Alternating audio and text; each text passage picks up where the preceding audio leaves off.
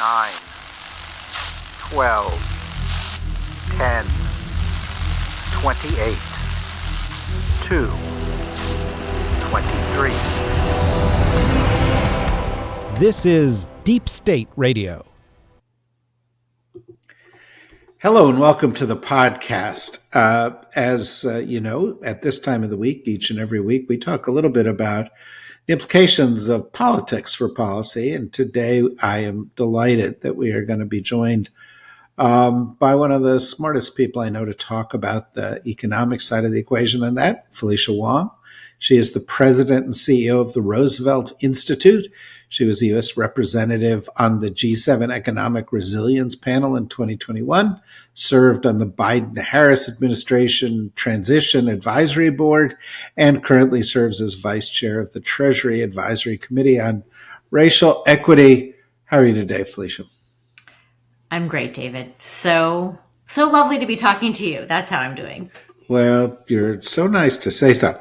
Let me start at a place which I hope is not an awkward place. Last week, I was writing on Substack and so forth, as I'm wont to do. And one of the things that I thought about as I was writing was that Donald Trump, with this election and this sort of extension of himself into the national life of the country for another 4 years, has really been the most dominant political voice for an extended period of time in American politics in a long, long time.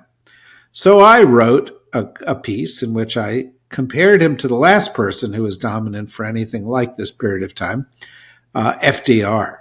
And of course, you're the CEO of the Roosevelt Institute. And so, as I hope you knew, I was not suggesting that there was anything like a qualitative comparison between the two, merely wondering whether or what it said about our period in history that for us, the enduring political voice that's dominated our scene is Donald Trump. And in the middle of the 20th century, it was FDR. Right. And I'm sure you knew, David, when you wrote that piece, you were within 5 minutes of me reading it going to get an email from me saying, all right, we really have to talk about this, because it was triggering, obviously, but it was also an important provocation. So, and I'm glad we're talking about it, because I think you are right in one way that Trump has been a defining figure in American politics in the 21st century. But I would argue that he hasn't been the defining figure, certainly not in the way that FDR was. And that's for a couple of reasons. The first is that to call Trump the defining figure would also, and maybe I'm just old-fashioned, David, but that would also suggest that he has a cohesive, a coherent agenda, that he has something he actually stands for, and that the thing that he stands for could actually hold together a whole coalition of people. Now, we might be going there, David, but I think that is a very big open question. Certainly beyond a few extraordinarily self-interested things and transactional policies like tariffs. I think tariffs for him are extremely transactional. I don't think Trump actually stands for a whole lot. And ultimately, I think there's a real question about what that means for his ability to actually dominate politics in the same way that FDR did. So that's the first thing. And then the second thing is much more mathematical and almost obvious, but like FDR's electoral wins were absolutely sweeping, right? Trump obviously did win the popular vote by a narrower and narrower margin, it appears, as the numbers continue to be tallied. But even given that, right, Donald Trump has nothing like the mandate that FDR enjoyed. I mean, just look at the numbers. In 1936, there were 531 electoral votes. FDR won 523 of them. Right? In 1940, he won 449 of those 531 electoral votes. This is just, he regularly enjoyed, congressional majorities of 70+%. So when you think about both the kind of coalition that FDR was able to put together, and you think about the kind of unification, maybe too strong a word, but the kind of unity directionally that he was able to both steer and drive the country toward, it goes without saying that that is not the situation that we have with the Trump presidency.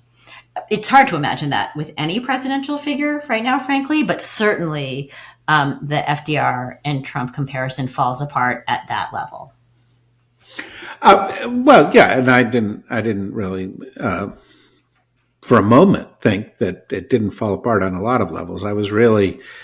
I know you were just trying to get me to. It was primarily me. It was just right. Yeah. It was personal, but But the other element of it is that I don't think it reflects very well on our time that a guy like this could be dominant for 10 minutes, much less 10 years, Right. and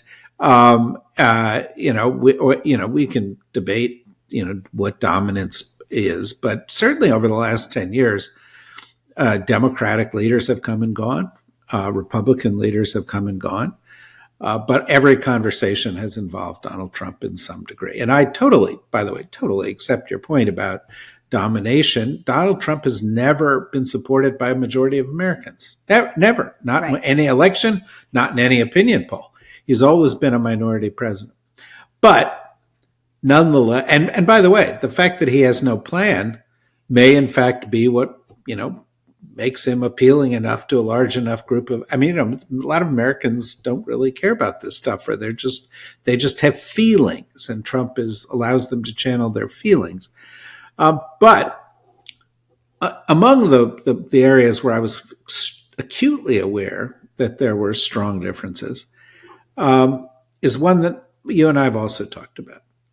Donald Trump is a champion, to the extent he's a champion of anything other than himself, of the oligarchy, of the richest Americans, of the interests of not just the 1%, but a fraction of the 1%. And he's populating his cabinet now with billionaires and rich people, and he's surrounded by them, and the policies he seeks to produce support them.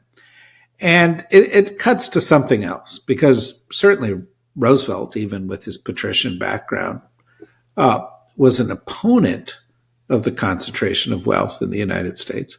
And certainly over the course of the past 4 years, you and I have spoken more than once about, I think, the really extraordinary achievement of the Biden administration of moving away from neoliberal policies that have actually exacerbated inequality in the United States. And so the question becomes, does the return to Trump mean a setback for that move away from neoliberalism? Does it, in fact, mean a reversion to neoliberalism? Because Lord knows, and you and I both know, Republicans and Democrats alike, who would like nothing better than to go back to policies that suit Wall Street, that suit big business, and that someday, not in our lifetime, may help the rest of the economy. So I'm interested in your sense of the broader gestalt. And I know you wrote about this. You actually wrote about it before the election, the weekend before the election. You wrote a piece about it. I did. I think Donald Trump's second presidential victory says a lot of things about our moment. And one thing certainly is that we are in the middle of a very long confusion about really where our economy should go, right? I do think that we are at the end of neoliberalism as an intellectual, as a moral, as a directional guiding light for our country, meaning that I think the era where we could say that, just unshackle the markets, let them do whatever they want, and a rising tide will lift all boats. We are clearly at the end of that. if Donald Trump, specifically through an extension of his tax cuts for the very wealthy, for the ultra wealthy, and his extension of tax cuts through incredibly profitable companies, if he extends that, which he and his party will have the opportunity to do next year, that will certainly be oligarchical. But I don't think that necessarily means that we are, back to neoliberalism. Many, many, many people will understand that he is doing that specifically, again, because he's transactional, because he is for the wealthy. Most people will not actually believe that this will be good for the economy, that this will be good for investing in American workers, that this will trickle down. So I definitely think that we are in a phase that is confused and oligarchical. But I also think it means we're at the very beginning of what still could be a paradigm shift.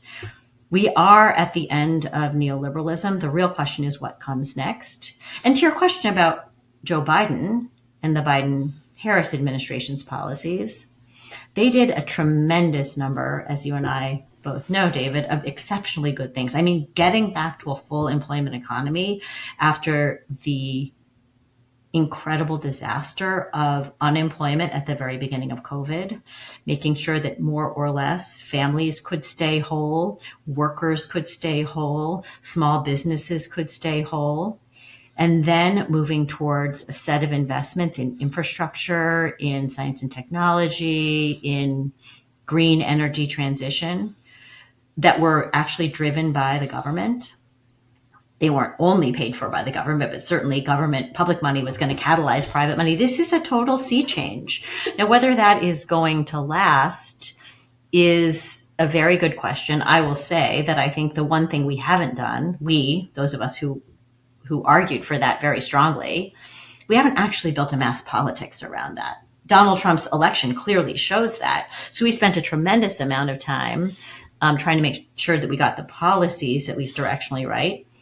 And we spent a lot less time. I'm not even sure that Roosevelt's a think tank, right? I'm not sure that we were the ones to do this, but we haven't actually moved on a mass politics, a politics that would include a sort of unified and much more powerful labor movement, for example, a much more powerful Democratic small d base of voters who would agree with this. Clearly, we don't have that. But to me, that does not take away from the policy achievements of the Biden-Harris administration.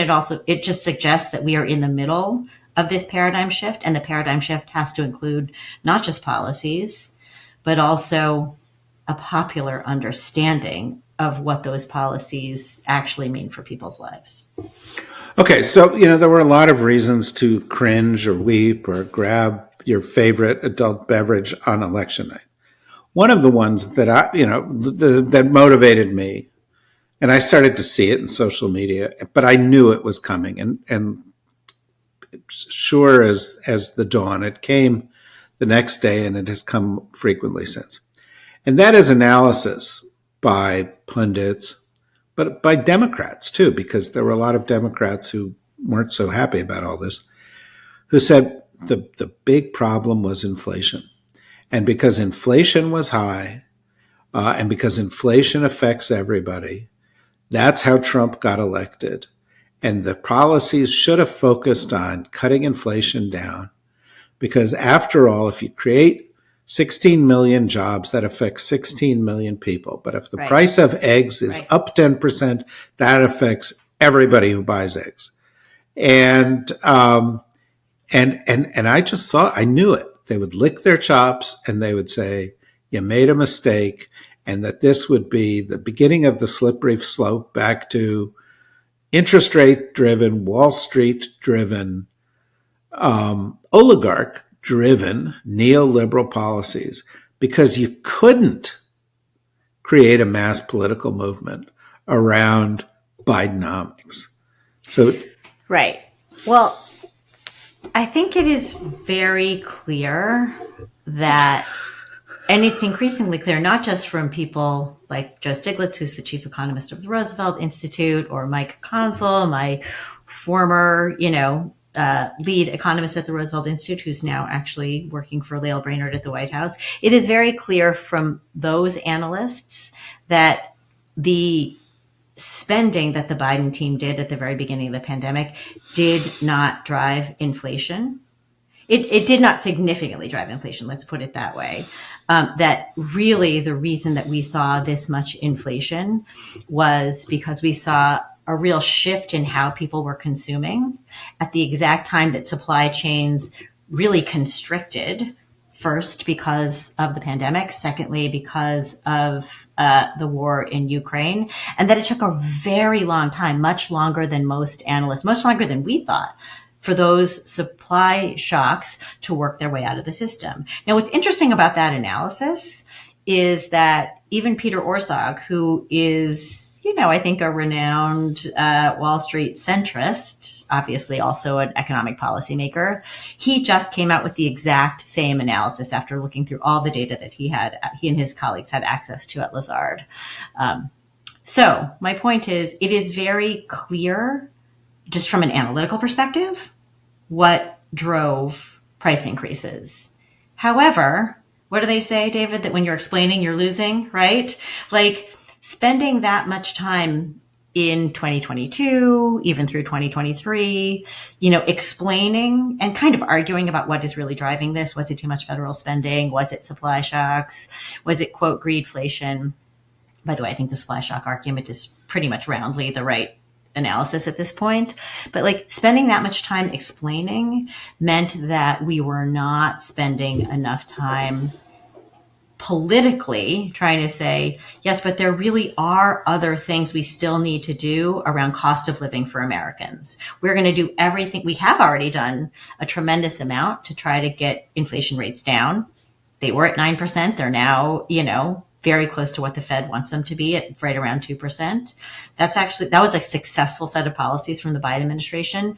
But not only that, there are long-term drivers of a cost of living crisis for Americans, right? That includes housing, that includes childcare, that includes healthcare. These things aren't only like temporary inflation. These are long-term structural challenges that, frankly, I think that Kamala Harris did a terrific job talking about these things on the trail, right?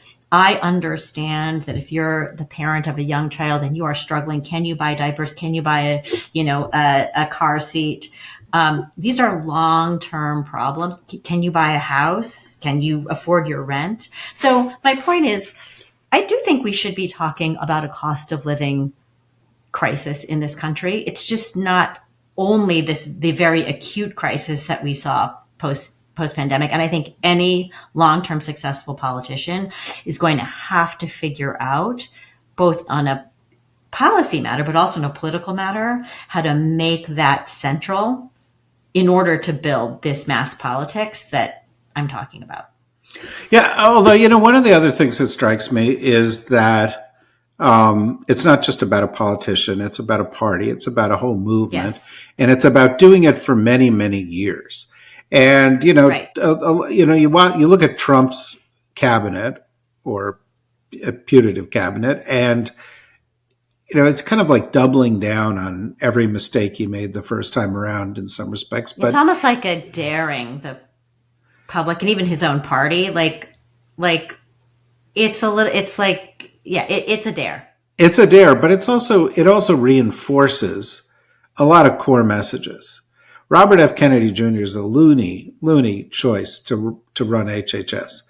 But the anti-vax, anti-science subtext is one that carried them through COVID, and, consistent with his Roy Cohn guidance, they never backed down on, right? And the same is true with. Did you see that movie, by the way? I didn't see the movie. I have not seen it Okay. yet. I was invited to go to a thing about it before the election. I just couldn't bring myself. Anyway, but to get to the nub of my question, almost all the economic policies that Trump is talking about right now are policies that hurt the vast majority of Americans. If you impose tariffs, you really do increase costs on everybody. If you cut the federal government by $2 trillion, which they're not going to do, but they talk about it, you would torpedo the entire U.S. economy and remove a bunch of services that benefit people. If you renew these tax cuts, you drive inequality further.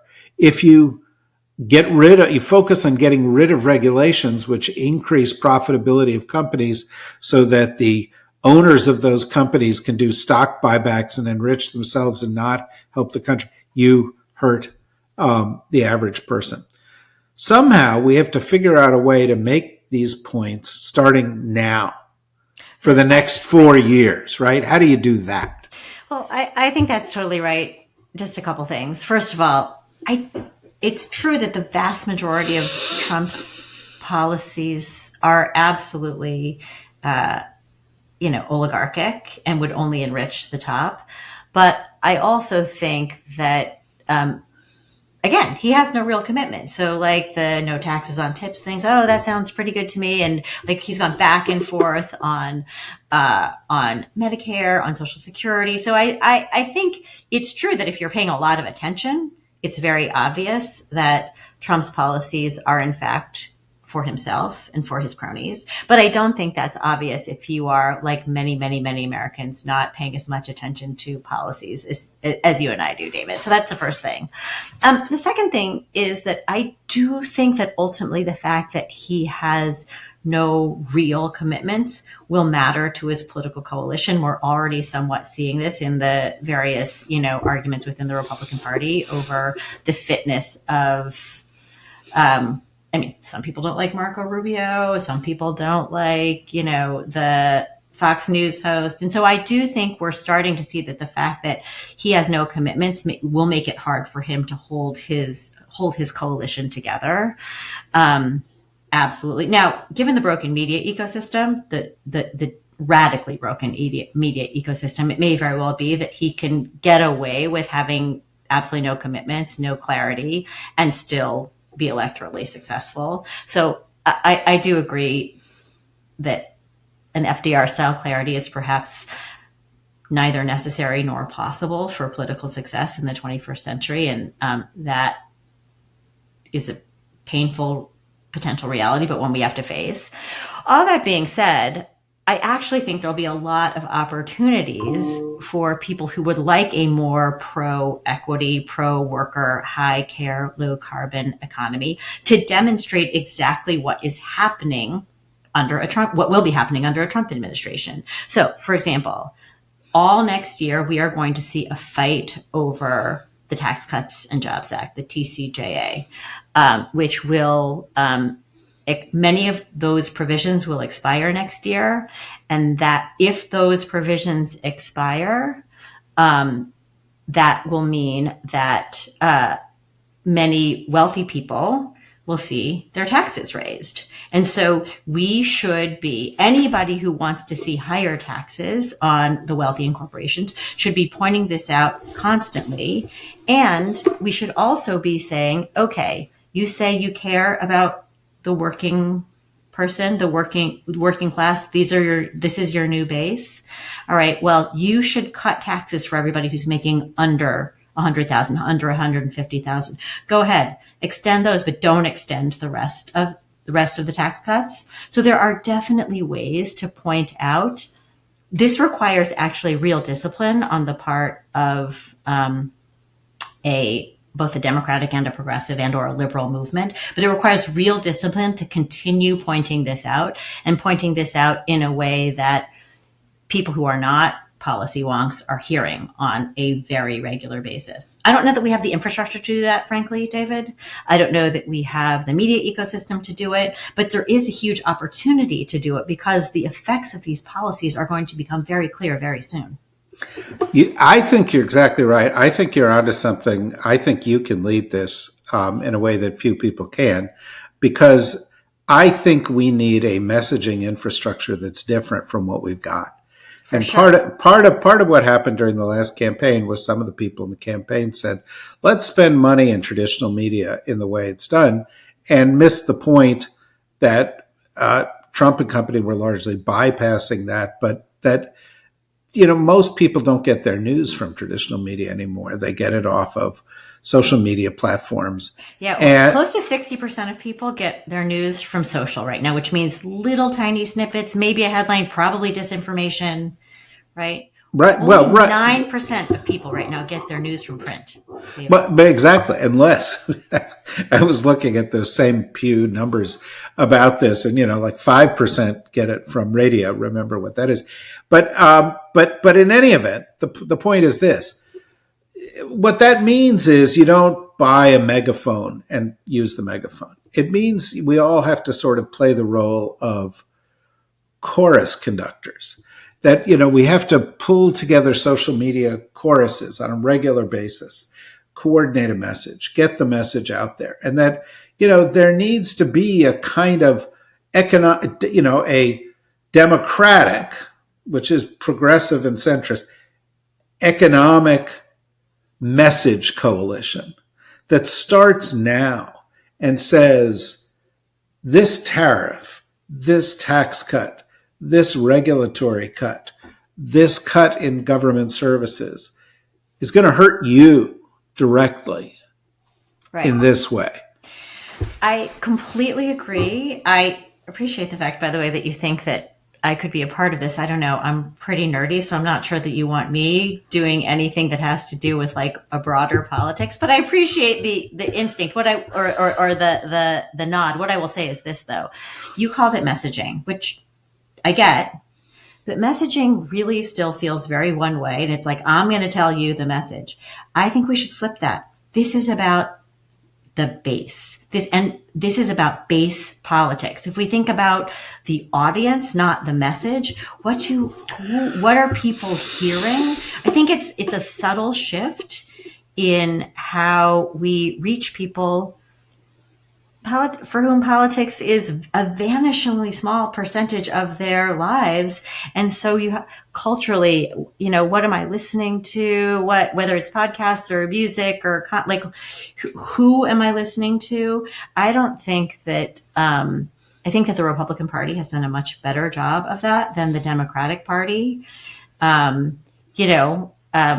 Our friend Simon Rosenberg sometimes talks about the fact that FDR mastered the medium of his age, which was radio. FDR was, my mother still talks about how FDR liked fireside chats, that he felt like she was a little girl and she was like a Chinese immigrant kid, but like even she felt like FDR was like speaking to her. She was probably a 5-year-old, but like, we have not, those of us who are in a broader progressive liberal coalition have not mastered the current medium. And if we are able to master that medium, I think there's plenty of content to be like, there's plenty of stuff to talk to people about. Because I do think we are in the middle of this political realignment, this paradigm shift. People do want to hear that policymakers, that politicians are actually here to support them, maybe to protect them. That was maybe part of the whole Trump, phenomenon, but that they're here fighting for them. So if we can figure out how to have that conversation with the American people, I know it sounds a little bit corny, but like, there's plenty of fodder out there. And if we do that, then we may be able to, in fact, further this, paradigm shift in ways that are actually pro-equality, pro-worker, less oligarchic, more human. Totally agree with you. I think conversation is a good way to frame it. I think having an ongoing two-way dialogue, not about economics, because nobody cares about economics, but about people's lives, is also the right way to frame it. And I think it's interesting, FDR did choose radio. And I can imagine your mother as a 5-year-old, somebody saying to her, this is the most powerful man in the world. And he's speaking to you through this machine. That would be right. a big deal, right? But one of the things that I've learned from podcasting for 10 years is that podcasting is about relationships. Right. People return because they they want to hear from the same people. They have a relationship with them and so forth. And so are a bunch of other kinds of new media. And people subscribe to a TikTok feed for the same reason. They like the voice.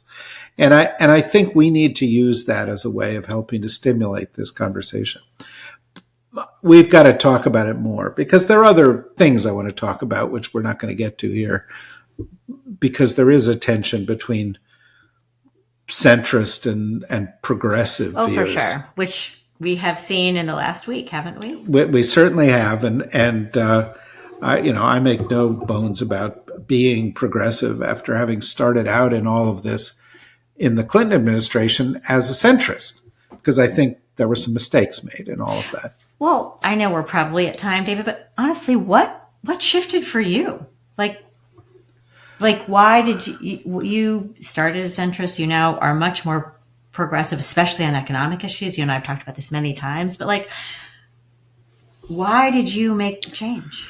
Well, I mean, I saw the results, somebody, I'm going to come up with a charitable interpretation. Somebody else could come up with the interpretation that I didn't know what I was talking about then, and I gradually started to know what I was talking about. But the reality is that I went around for several years in the Clinton administration and after it, selling a very neoliberal line, selling a line about how globalization benefits everybody ultimately, selling a line about, free trade above all, selling a line about, deregulation and leaving it to businesses.